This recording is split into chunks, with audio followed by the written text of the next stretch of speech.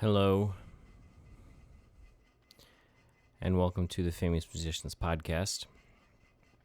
Someone has recommended to me that it might make sense to also video these podcast episodes, insofar as that's something that I can do. And so when it's just me monologuing about various subjects, that is definitely within my reach and my ability to do that. So I figured I'm going to start doing that. This is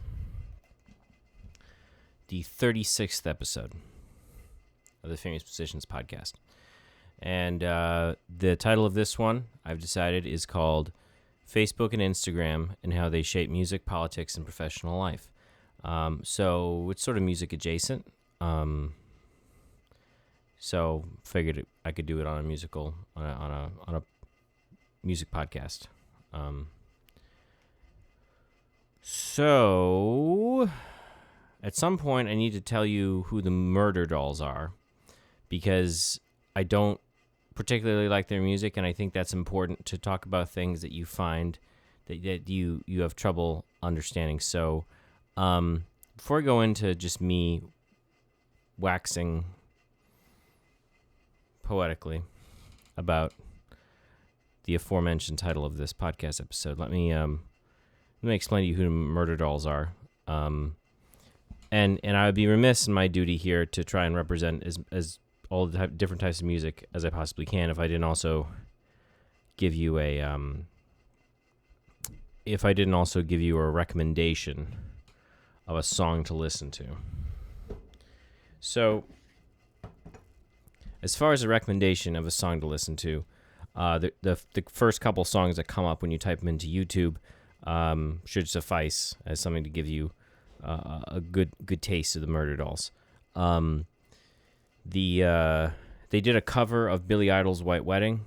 I like Billy Idol's White Wedding. I didn't particularly find their cover of Billy Idol's White Wedding something that I thought was necessary or needed to be in the entire musical oeuvre. But it's for some people, you know. I think that's important that they're carrying on a musical tradition of Billy Idol. Yeah. So here's a short summary of this group. As a recommendation of their songs. First things that come up when you type them into YouTube: Murder Dolls.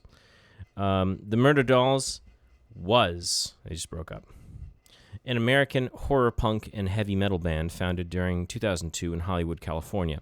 The band lineup consisted of core members Wednesday 13 and Joey Jordison, while former members included Ben Graves, AC Slade, Eric Griffin, and Trip Ison. The band has released 2 albums, the first in the form of Beyond the Valley of the Murder Dolls, which was released in 2002.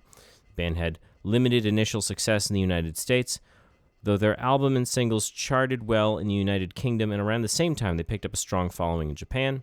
Their second album, Women and Children Last, was released August 31st, 2010.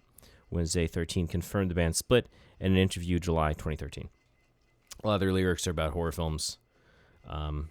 I maybe if I got into them earlier on in life, I would have appreciated them. Some close friends of mine really enjoy the band The Murder Dolls, and I don't know, figured music podcast should go into that. So I've mentioned that. This is what who the Murder Dolls are. And now, okay, Facebook and Instagram and how they shape music, politics, and professional life. So I'll begin with an anecdote. I have this podcast, right, where originally it was a concert series, then turned to a podcast, which I wanted to be a podcast concert series. So when I was, hopefully we'll go back to having an actual concert that I can record. But at one point, I'd asked the woman who was in charge of fundraising at Fractured Atlas, this sort of umbrella 501c3 company that Famous Musicians Podcast is a part of right now, the best way to fundraise for my podcast. And I said, the best way to do that without Facebook or Instagram, because I knew that they were toxic. Snapchat is toxic stuff. They're just complete time wasters. And her advice was, use Facebook and Instagram. And something's wrong with that. Something's wrong with that we've become so conditioned to think that that is the only way that you can go out into the world and make something of yourself is by allowing yourself to be hypnotized by an algorithm. And that is the only way you're going to promote anything. You're giving a concert next Friday. Well, the only way people are going to know about it is through Facebook. That's not true. You can email them. You can have a website. You can put it on your website. If people don't know about your website, go out and do something and then tell people about your website. We just arbitrarily agreed in the world that the only way to liaison or rendezvous was through Facebook, and we gave Facebook that power. There's no reason to use it. We just all got together and decided that was going to, but we didn't. Nobody did it. So I watched this movie, the Social Dilemma, and I highly recommend it. And in the Social Dilemma, they talk about how the guys who designed this stuff, they designed it as they call it persuasive technology. Like it's designed to persuade you to keep using the program. And if you ask yourself, like, what do you want to do today? Unless your goal is to be on Facebook for 8 hours a day, you shouldn't be using Facebook, because that's the point of Facebook. The point of Facebook is to ever so subtly change your outlook to wanting to use Facebook more and more, like cigarettes. It's digital cigarettes. So, how does that shape music, politics, and professional life? Okay, so they have these like miles and miles of computers underground, and whatever, just warehouses that are just designed to house this massive AI.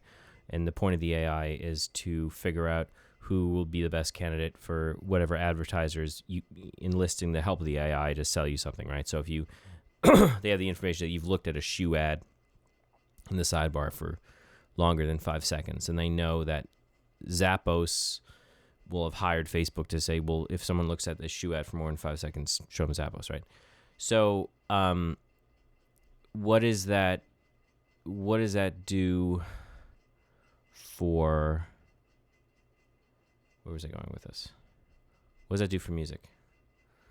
Well,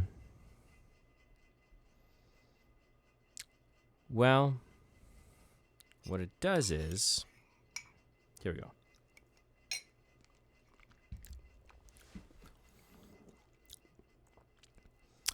The most popular stuff will obviously gain the most traction.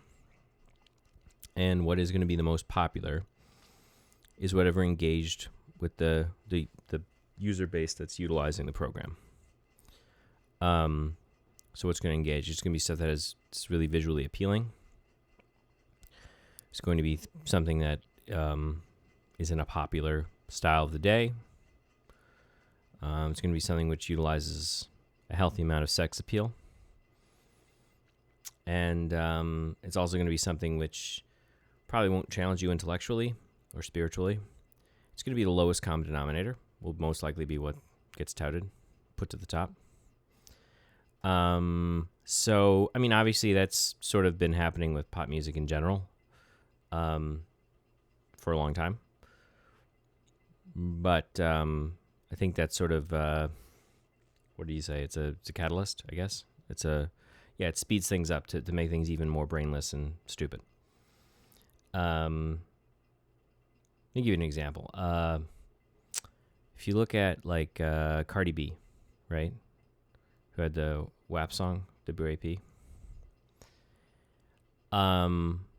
that's a good example of something like that. Like, I think Cardi B has a lot of success in Instagram and in music, based upon her sex appeal, but she's also a very talented rapper.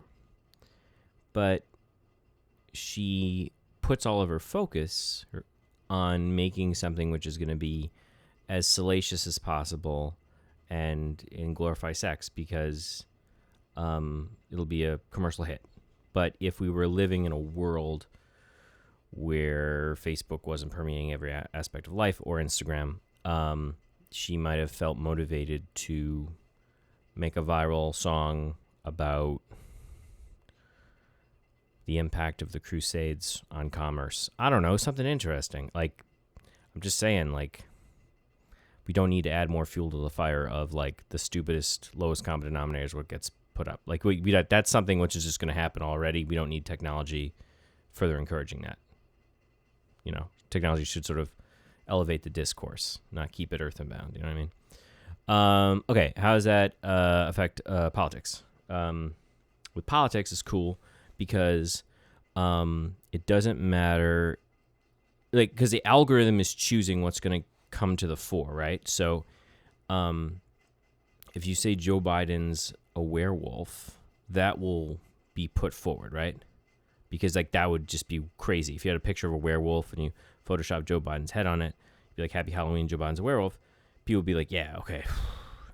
Liberals are idiots. Or the werewolves, okay.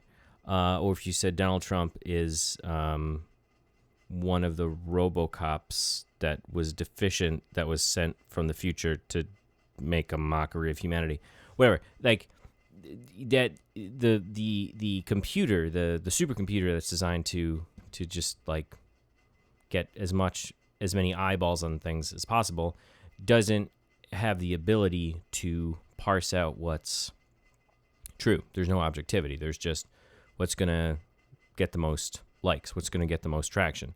So what ends up happening is the politics becomes increasingly more polarized because because the lies told about other people are basically more popular and more salacious than what's actually happening. And that would be true for things happening in the GOP and things happening with the Democratic establishment. My camera's flashing, which suggests to me that I might need to renew this. So give me 1 second.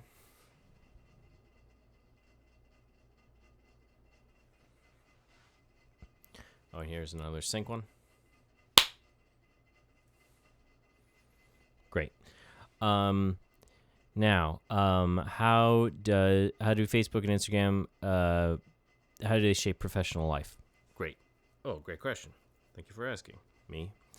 Okay, well, Facebook and Instagram,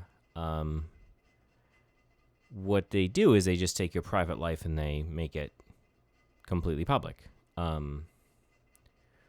Which, I guess, if you're a particularly boring person and you don't think that you have a career in something that gains a lot of attention, that like maybe that would scratch a particular itch. I guess if you were an actuary, you did like tax stuff or whatever, and you know your idea of like a wild time was like fishing, I guess like that's cool that you would have Facebook and Instagram because you could be like, I can like glitz and glamour it up a little bit, right? But for everyone who does anything that's like anything slightly less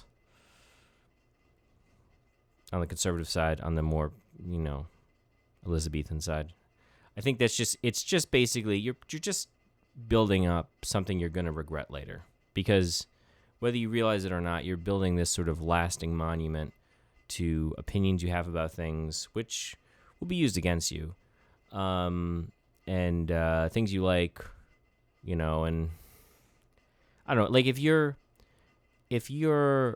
a senator and you're endorsing someone, and then a video comes out with you saying the complete opposite on the news the other day, that's okay, because like that's what you do. Like you made it, you agreed to be in the public eye. Like you made a covenant with yourself. You promised yourself that that's what you wanted for yourself. You wanted to put yourself out there so that people could at some point, with publicly available documents, put together a reel of when you've contradicted yourself. But for many other people, that level of all of your personal business being, you know, available for everyone, it just makes everything harder. And the idea, which I guess is becoming more prevalent and ubiquitous, of like you can't have a job unless they have perused your Facebook profile or something like that, is really dumb, because it's like the stuff that's going to be interesting to tell people are only going to be interesting to some people. And I'm not saying that we're all liars, but contextual.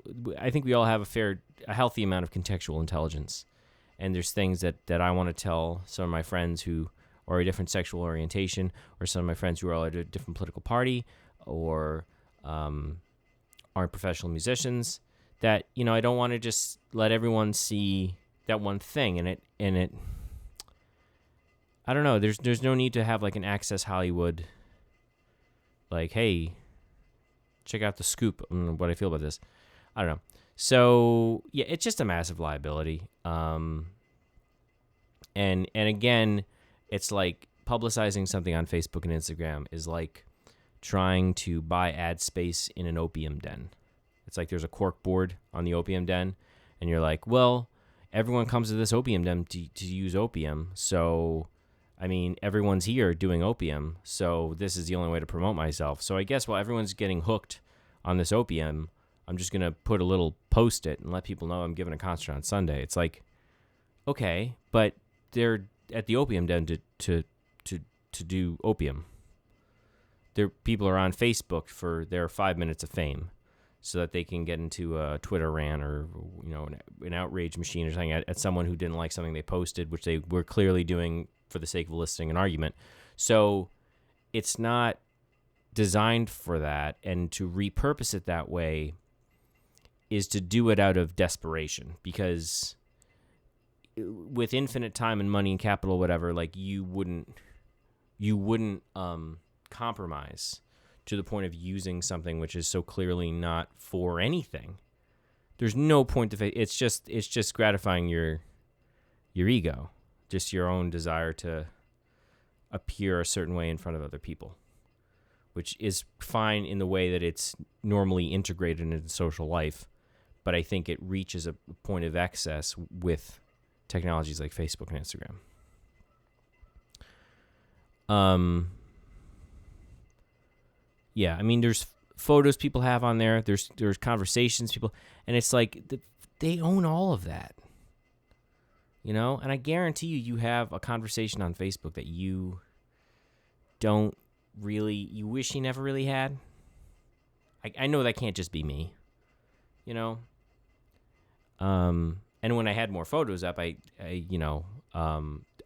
you have a lot more, I mean, I'm sure there's photos you got that you just, you know, if you end up working for the UN, it's just gonna, you know, like, and did you really need that? Did you really need 5 likes on a quilt you made? I don't know. And it's like people who are these social media influencers. I mean, how is this any different from being like an oil baron? I mean, the reason your entire wealth is founded upon the fact that you were part of an incentive to get people to never self-actualize as humans. Your business, however many millions of dollars you make, is based upon the livelihoods and the time that you took from people who, if they hadn't had the temptation of Facebook and Instagram, could have gone on to be heads of state or karate masters. I don't know. That's just my 2 pence. Now, that's just my 2 pence, Mike Pence. That's nothing. No one says that. So I always want to promote something. So now that I've, you know, watched this movie and felt bad about having social media accounts, a lot of people are still promoting concerts on Facebook. So now I don't have that means to access that anymore. But I do know a lot of people who give concerts, and they do have websites, and they do have calendars, and they put on their websites or whatever. And I can reach out to people and say, put me on your mailing list and stuff like that. So it's not a totally lost thing. There are ways to connect with people in a more profitable. I think LinkedIn isn't horrible. I have to double check that. Just no Facebook and Instagram. I mean, YouTube's bad too. Apparently, you can't click on any of the recommended videos because you just make the computer smarter. And the point of YouTube as well was trying to say how many hours can we get you to spend on YouTube. So the minute you click on that recommended video, man, you're down the whole perdition. Your afternoon's gone, just gone. But one of the guys I want to promote is Paul Karkas. He's a good friend of mine. So Paul, I don't know if Paul's given a concert recently, but I'll tell you this much: you should know about him. You should know what he's doing. And his website is paulkarkas.com. So Kerekes. Paul Kerekes. So check that out. This concludes the 36th episode of the Famous Musicians Podcast. And if you want to see more episodes, go to famousmusicianspodcast.com, because guess what? I'm not showing you my tidy whities on Famous Musicians Podcast at Instagram. And I'm not going to write a touchy-feely post at Famous Musicians Podcast page at Facebook, because I'm not a silly person. I don't do silly, childish things. Go to a website like a grown-up person. You wear pants in the morning because you care about yourself. You have self-respect. You don't want to just, Okay? All right? Talk to you soon. Peace.